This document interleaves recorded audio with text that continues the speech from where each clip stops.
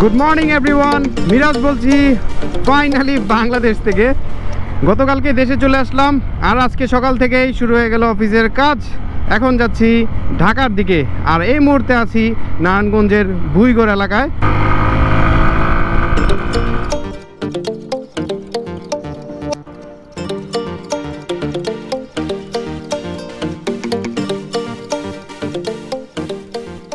এই জায়গাটা অনেক সুন্দর।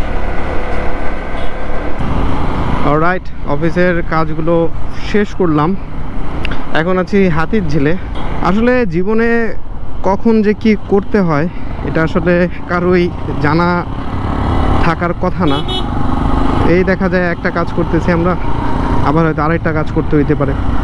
তো কিছুদিন যাবৎ চিন্তা করতেছি আর কি, হয়তো প্রথম আলোর চাকরিটা আর বেশি একটা নাও করতে পারি, একটা বেটার অপশন খুঁজছি। বেশ কয়েকটা জায়গা থেকে ডাকও পেয়েছি, তো হোপফুলি সুইচ করতে পারি আর কি। তো ওইটার জন্য আবার একটা প্রতিষ্ঠানের ডাক পেলাম, কথাবার্তা বলে আসলাম।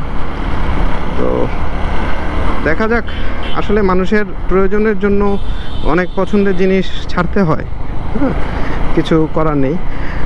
প্রথম আলোটা আসলে একটা আবেগ, খুব ভালো লাগার ভালোবাসার জায়গা, কিন্তু ওই আবেগগুলো আসলে ক্যারি করাটা খুব টাফ হয়ে যাচ্ছে, কারণ আমাদের প্রয়োজন তো প্রতিনিয়ত বেড়েই চলেছে, তাই না?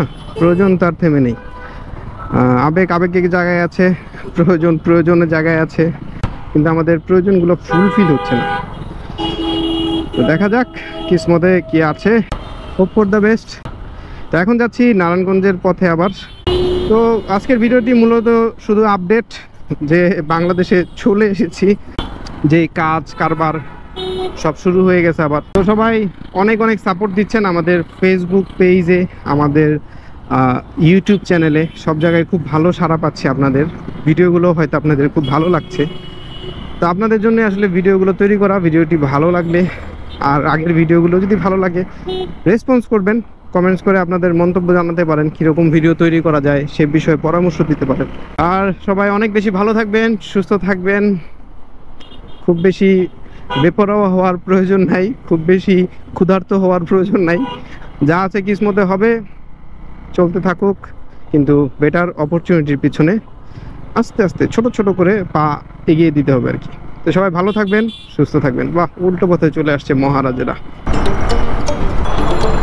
Lady biker, is it GoPro? On cloud.